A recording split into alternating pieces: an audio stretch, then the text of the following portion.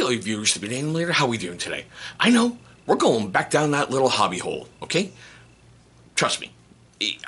I know it's weird, but still.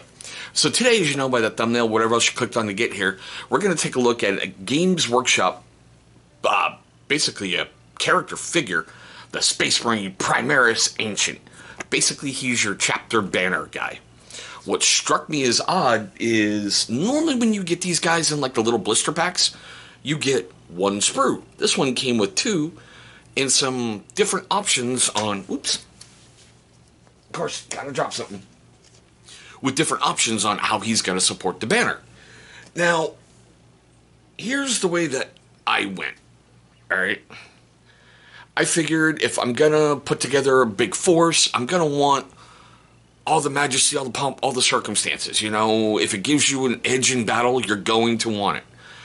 Plus the fact, the old standard bearers, you basically got a sticker. I mean, granted, I played in like 2nd edition, okay?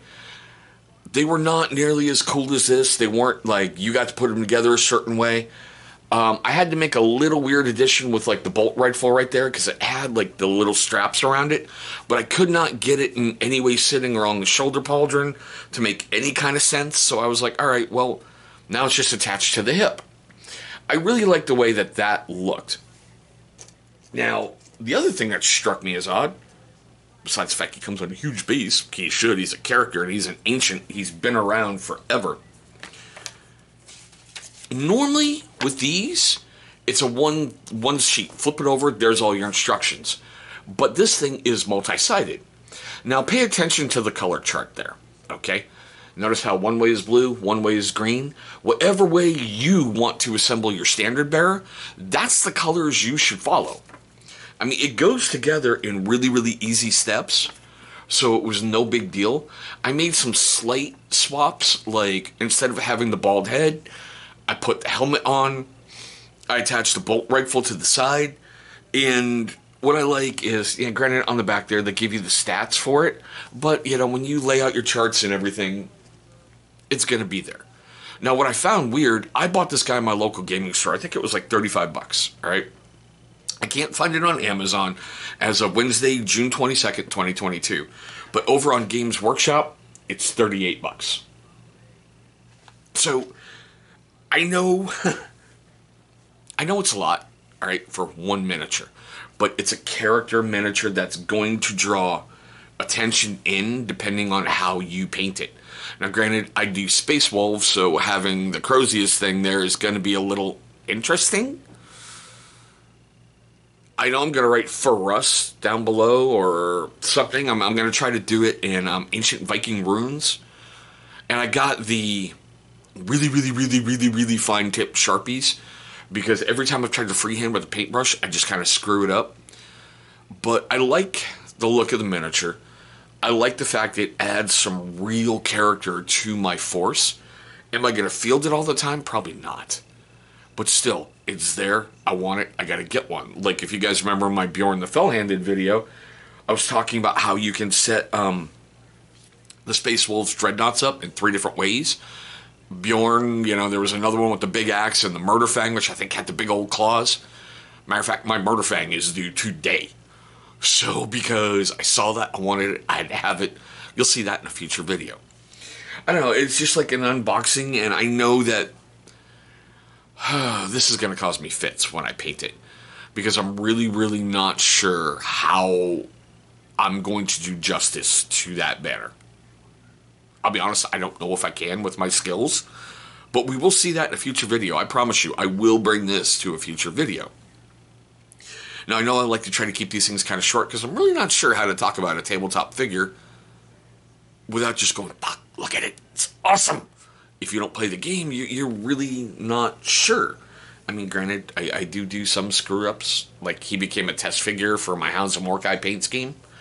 But, I mean, that's what's great about the fact that they're into plastics now. You can do swaps, you can do changes. Modifications are a lot easier when there was the pewter miniatures, where you had to work with green stuff and sculpt, and, you know, okay, are you good at sculpting? Are you not good at sculpting? Simple, slight modifications can just make a world of difference in the way a miniature looks. If you don't like the skull with, you know, the little thing around it, you've got the Aquila that's up top you can swap in there. If you didn't want basically his hand like that, you can do the other one where the banner is more tilted, like, you know, he's moving whatever. It's just, it opens up worlds of possibilities for you. Plus the fact you can paint these any way you want to paint them. Now, I'm doing a Space Wolves chapter, so I have like a bluish gray. You can do pinks, you can do purples, you can do fuchsias, you can make them rainbow colored. I know somebody who actually did a rainbow colored Space Marine army. I thought it was cool as crap when I went against it on the battlefield. I'm like, I got really distracted by the wow, that's awesome, wow, that's awesome, wow, that's awesome. Okay, I just lost cool. Seriously, but still. Now, here's the fun part of the video for me. I want to know your questions, comments, love, hatred, and anger. All that fun stuff right down below. Seriously, do you play Warhammer 40k? Are you into Games Workshop stuff? You know, what are your successes with it? What are your failures with it? You know, I'm always curious about that. You know, how other people do and how other people can think, because when you do this hobby, it opens up worlds of possibilities to you, because it's kind of like a brotherhood. People will share knowledge. People will help you. People will be wonderful. Unless you're that guy. And we all know what I'm talking about. We all have that guy in whatever thing we're around, whatever thing we do. There always has to seem to be that guy who just wants to ruin it for everybody. But still, I'm not going to do little YouTube-y things that side, but I am going to go, hey, if Minge Laugh, Minge Cringe, Minge Cry made you do any of that during this video, please hit a big thumbs up. It's only going to really help trigger that algorithm and get this insanity out there to people. I know we've been going a little bit different ways here on the channel, but it's okay. Don't worry, everything's for a reason. Everything's, you know, there. Got to have some fun after like almost 7 years of doing this. You know? That's just my viewpoint. But still, look for the usual things on the side, guys. I just want to say thanks for watching. I hope all of you are having a great day, a safe day, and I'll see all of you in our very next video.